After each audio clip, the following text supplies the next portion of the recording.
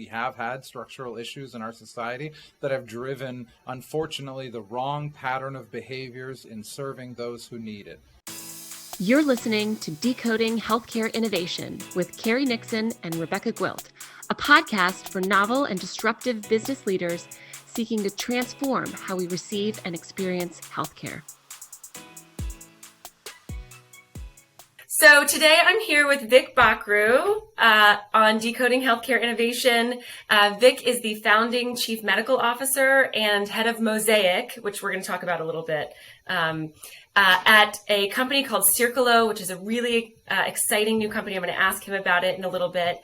He's the former COO and CFO of another health tech company called Consejo Sano, and both companies are focused on the needs of underserved populations in alignment with, I know, what's so important to you, Vik, and that you write on a lot, which is health equity. So welcome. I'm glad to have you here.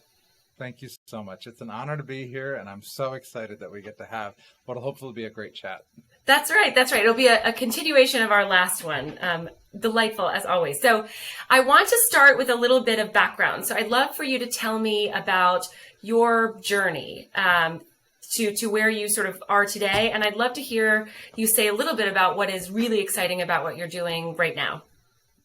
You know, I get asked this question a lot, and I'm going to change it up a little bit today. And I'm going to say that it's really been a journey of lots of stumbles and falls. I could not have predicted 20 years ago that I'd have the great fortune, of sitting across from you virtually through camera and through other medium. But, you know, I never could have predicted that we'd be where we are in digital health and in healthcare and the incredibly rapid evolution that we're seeing around us. My background is as a clinician. It's how I identify first and foremost in all settings, usually, including family at the dinner table looking out for people choking, all the way to group forums where, you know, you look among the crowd to see who's falling asleep because maybe last night was a bit rough or what have you. But my clinical identity is pretty strong. And, you know, I've done a number of various business ventures, and mostly in the digital health realm over the last decade and a half or so, and dabbled in the nonprofit realm as well. I'm really passionate about pediatric global health and have done some work there. So in a nutshell, that's who I am, that's what I'm about. And as you've already noted, I now work at a company called Circulo Health, which we say is building the future of Medicaid. Medicaid has been ignored for too long. It hasn't received the level of attention and investment that it should have, given that the needs in this particular area of our society are most profound. We have a lot of unmet need among patients or people covered by Medicaid, and it's time that we finally address that need. And so at Circulo, we're starting to do that. Absolutely. So this is what I want to dig into. So we talked about this before, and you've sort of positioned Circulo as the Medicaid plan of the future. What is the Medicaid plan of the future? It's anything but a plan. The truth is that what really needs to happen in the ecosystem is vertical integration between those who are taking risk and those who are providing health or driving health. And in our case, we try not to say that we are going to deliver care. We try to say that we're going to drive health outcomes, and we're going to do it in a very multidisciplinary way. So when we think about the foundation of our efforts, it's technology married with a vertically integrated approach to meeting the needs of our members. We're still figuring out what that means for ourselves. We're less than a year into this venture. We started with about 5 folks, and we have just under 250 on the team today. So it's been Incredible. An absolutely insane year. Incredible. Yeah, really crazy. Yeah. So, well, one of my questions is, why doesn't this exist already? Why has Medicaid been sort of underserved by the kinds of innovations we're seeing on the commercial side? Well, in large part, it's because the reimbursement models and the incentives that exist in our ecosystem don't really drive individuals and institutions to cater their offering to those most in need. In fact, also that depends on how you define most in need. So those most in need of cancer care might receive the level of support that they need if they have the right type of insurance. And that's really the challenge, that Medicaid as a particular, some call it a line of business. We tend to call it more of a segment of our society, groups of individuals who are covered by this type of insurance.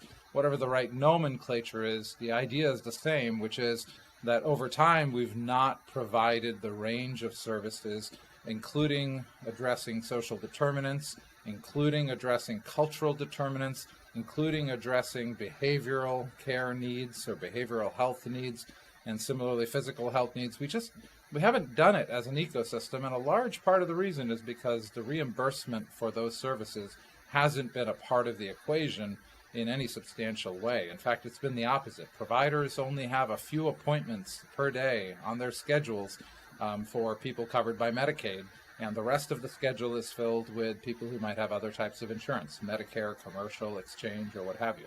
And is that changing as many states move toward Medicaid managed care? It is. I think it's changing favorably from the standpoint of the adoption of value-based care will enable new ways of thinking about how to improve health outcomes and how to solve for some of the needs that exist among the people we're really trying to serve.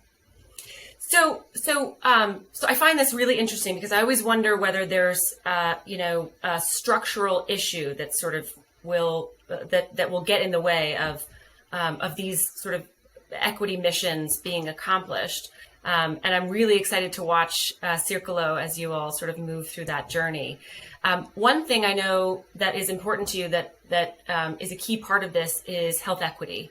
So certainly the Medicaid population is a very particular population, but even within that population, there are differences in both outcomes and how individuals are treated based on the particular group that they are a member of.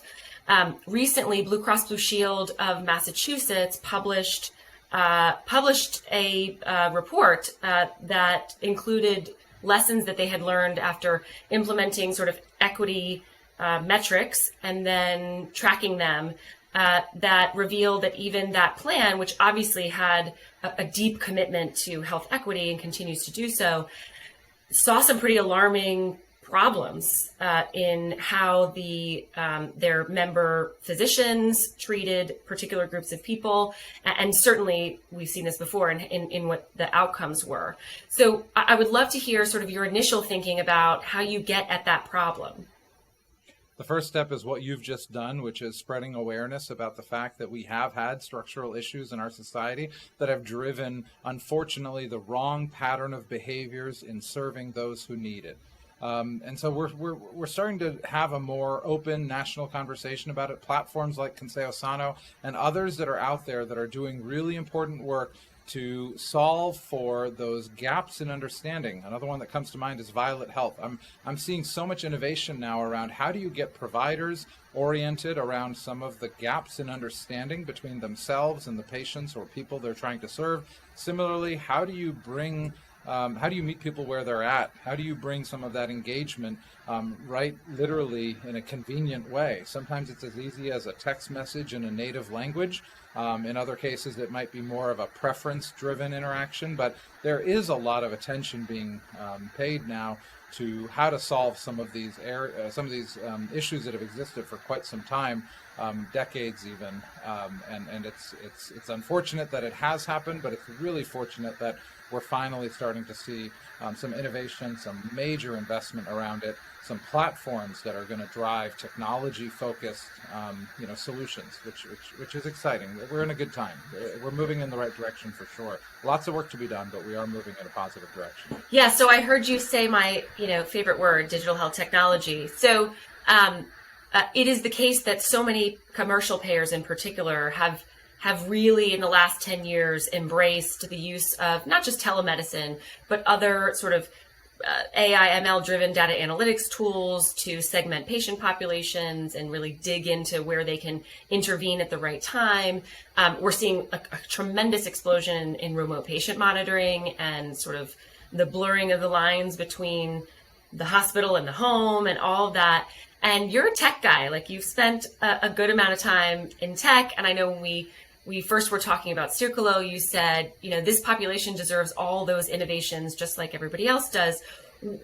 What are your thoughts about bringing tech solutions into Circulo as a sort of foundational part of who you guys are? I come to work on a daily basis, and by come to work, I mean walk from my bed to my desk. But by and large, I come to work every I need day. to find the bump sound. Exactly. Like whatever happened to the clap on, clap off? I can find it. Oh yeah.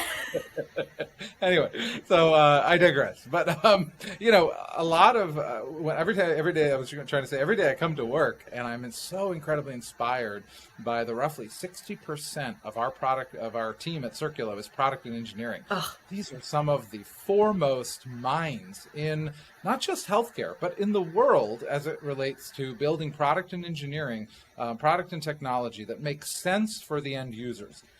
For too long in healthcare, we have had two people on either side of a fax machine arguing over payments, right? The provider's office has a tremendous amount of hassle, and the insurers have a tremendous amount of administrative burden. And in some ways, you could argue one creates it for the other, whether it's errors in filling forms or whether it's policies and procedures. Well, it's the future now. We've got e-fax. The number of times I've been made fun of for actually liking my fax facility, we won't get into it here. It's embarrassing even. I actually, have interesting views on the role that fax plays. I mean, 30 billion transactions in healthcare, 15 billion of them are still done by fax machine, right? Amazing. So we've got a long way to go in automation and in removing some of the use cases. So anyway, at Circulo, I think one of the reasons why technology is being brought to bear is because the pain points have gotten to the point where it's just not sustainable anymore to do business the way we've always done it. It's causing physician and clinician burnout. It's causing patient abrasion and frustration beyond belief, where now, even if you look at some of the news from this past week, care is being deferred. And care is not being sought because of some of the, issues around how payments are handled and how the uncertainty around what you might have to pay, or perhaps even just the accessibility is not there. So whole host of reasons why technology, automation, the work that Circulo and the team here, the world-class team here is doing is really, really important in automating as much as possible. And, our founder and CEO, Sean Lane, has a long track record from the NSA to Olive AI to now Circulo in getting these solutions to market. So I couldn't be more encouraged that, in Medicaid, much of the gap will be addressed by some of the platform that we're building. Yeah, it sounds like you're building and buying. I would love to hear sort of what tools you're thinking are really going to move the needle. There's so much out there between, the AI solutions and platforms and any number of things. We walked the floor together at HLTH, so we know it's there. What is most exciting to you at this point? And I guess a related question is, how do you have to think about this differently when you're talking about the Medicaid population versus the non-Medicaid population? Yeah, a few things come to mind right away. First, there's so much innovation that's needed in certain segments of Medicaid. So home and community-based services, long-term services and support. These are areas that have really been underinvested in when it comes to how is technology used to improve the data collection, the analysis of what's happening, perhaps in the home environment, perhaps in a group home environment. But there's a lot of opportunity in that space for understanding what the daily workflows are like of caregivers, of family members, and how to optimize, some of the care delivery pathway, pulling in the right resources, avoiding more terminal or end states to certain disease conditions that have, just really radically poor health consequences. So how do we intervene much earlier in that cascade? And how do we do it so that the clinician in the clinic may not have awareness? We've really got to drive a more comprehensive, sort of understanding of what is happening in the health of that particular member or patient. And then secondly, sorry, go ahead. Well, I was just going to say, I served 4 years on the Virginia Medicaid board. And That's right. I had been a healthcare lawyer before that. And one of my big lessons was how incredibly complicated Medicaid is versus how complicated Medicare is even. and the specificity with which they created structures around each individual Medicaid population, and that each state had all of these waivers. And that you bring up home and community-based supports and long-term services and supports, and I think like, oh, those are those things that I had no idea about when I started looking at Medicaid. And I wonder whether a fundamental inability to understand how Medicaid is paid for, administered, who the populations are, has played a role in the lack of innovation around those populations. Yeah, some of it is awareness, some of it is a commitment of resources. Still, some of it is the responsibility of the frontline individuals who are participating in pathways that they have historically in some ways felt, powerless over controlling. And so there's just a whole host of reasons why, we have to do better and will do better, because we're starting to really chip away at some of the frameworks that have just proven to be not the right frameworks, even including some of the regulatory, protections that are in place. They really need to be rethought around putting, the patient or the person at the center of the equation. We've really optimized around other entities in the ecosystem, and I'm seeing so much person-centered innovation that it is encouraging. Yeah, I guess the other thing on my mind is how many clinicians I talk to on a regular basis who are just totally uninterested in serving this population. I think that it's not because they're terrible people, but it is a complicated program to navigate. And as you said, the reimbursement rates are bottom of the barrel, which seems to me is inverted. If we were to tear it all down and start from scratch, right? We'd pay teachers more and we reimburse better for behavioral health and Medicaid, right? And so anyway, so I'm wondering, we can create great benefits and negotiate with states to convince them of the merit of the Medicaid plan of the future. How do we get doctors on board? A lot of it has to do with the efficiency of how we transact our work together. And so if we think about the ecosystem as a whole, it's not just that we need more resources. It's that we need to really be thinking along the lines of how do we efficiently transact our work together. For me, that means, and for Circulo, that means we don't need prior authorizations as a component of this ridiculous puzzle in being able to serve the needs of a member. If a clinician on the front lines identifies a need, they should be able to address that need in the way that is the standard of care. And we have today some of the most advanced technologies to allow us to do the data analytics that catch the fraud, waste, and abuse. We don't need to put everyone through a ridiculous forms process that ends up delaying care and ends up frustrating all parties involved. The other thing we don't need to do is have that seems like a big deal, no? In Medicaid world, that seems like a pretty big difference. It's a heavy lift to pull off, yeah. But I'll tell you, if we can get it right, we can remove 16 cents on the dollar of administrative overhead. Wow. So that's what it costs the system to do prior auths, claims adjudication, utilization management, and some of these other areas that just absorb money out of the system. And so what we're thinking about at Circulo and with our sister company Olive is, how do you really take cost out of the system, make it more efficient, reduce the burnout and frustration of the clinicians providing world-class care, and incentivize patients to more easily engage with the system, because now it's not as much of a hassle. There's not a delay that you'll have a sort of waiting period for some of the care that you rightly deserve. I believe healthcare is a human right, and so we ought to act like an ecosystem that looks after the needs of the people who present to us. So prior auths is one part of it. It's also silly that a provider would have to do all of the heavy work to engage a patient, schedule an appointment, handle the insurance process on the front end, eligibility and so forth, actually see the patient in clinic or the hospital, fill out a clinical note, and then fill out a form to get paid, a claims form. That's right? That claims form part of the equation, and also some of the front end stuff, by the way, has to be more automated going forward.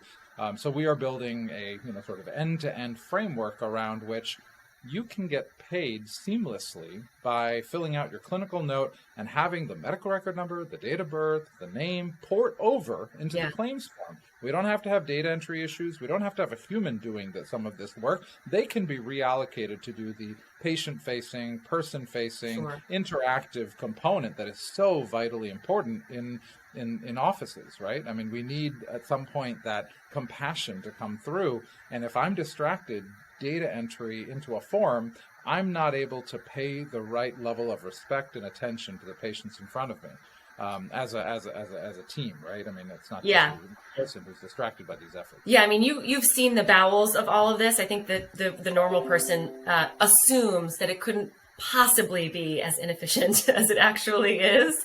But I assure you, dear listener, it absolutely can be. So I'm interested in how you know you have been successful. So if you want to move the needle on outcomes, you want to move the needle on equity, which is a BHAG, a big, hairy, audacious goal. Even for 2022, right? We're at the close of the year. We're all deep in planning stages. How will you know you will have been successful?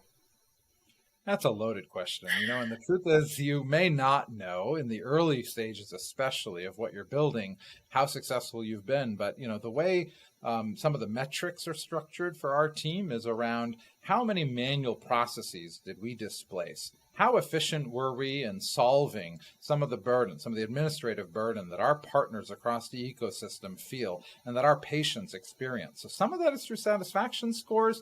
Some of that is through feedback from the various stakeholders. So it's a combination of quantitative and qualitative, but a lot of this can actually be quantified very easily, right? It's really about the number of human hours that have been displaced. And it's really about the number of humans served that we can, show that with the same level of resources, we've been able to drive XYZ health outcomes, XYZ experiences. It's a staged approach. It's not going to all happen at once, naturally. Yeah. I guess I'm also interested in you in particular. You have done some incredible things in your career. You're still such a young guy. You have Oh, tell that to my sister. She's old every chance that she gets. It's her job to give you shit about that. No, what will you call success? I'm very big into setting intentions right now.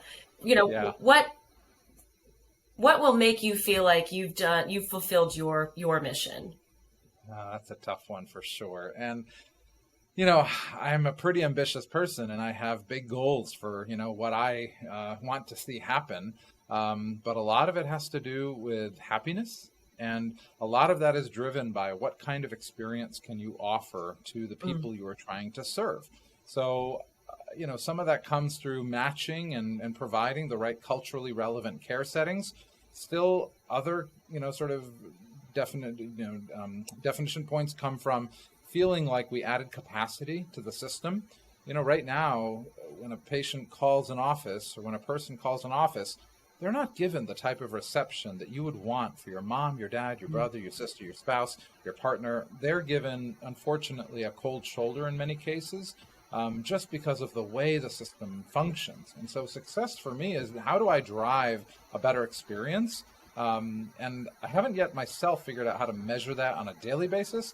I can tell you on a monthly, quarterly, semi-annual basis, the metrics are there and the proof points are there for, how many clinics did we open? How many mobile health services did we bring to market? How many members served did we achieve? How many providers shared feedback around the tools that we developed and that they were able to adopt and implement? How many clients and therefore how many revenue, how much revenue do we generate? There are a lot of proof points for this, but, personal success for me is really smiles on faces, happiness, the ability to return from worrying about a health need to being with family and enjoying a holiday, which is also a hard thing to do in a pandemic when there's such an overhang around, sort of, is it safe to go out this day, today, this week or not? Sure. Right? And so on. Sure. Yeah. It's powerful. I mean, the work that you and other folks that are sort of in the healthcare innovation field is really outsized in terms of impact, because our health is so central to our happiness and to our aliveness. quite literally. Yeah, Right? exactly. Quite literally. Yes. So, okay. So I really, really appreciate your time today. I'm going to be thinking about a lot of the things that you said for a while. I hope that, I wish you the best success personally and in Circulo. I will be watching you carefully. And, do you have anything else to say to our listeners? No, I just want to say thank you so much for, the privilege of being here with you and to your listeners for listening, of course. Happy New Year as we embark, sort of into Yes. a new year.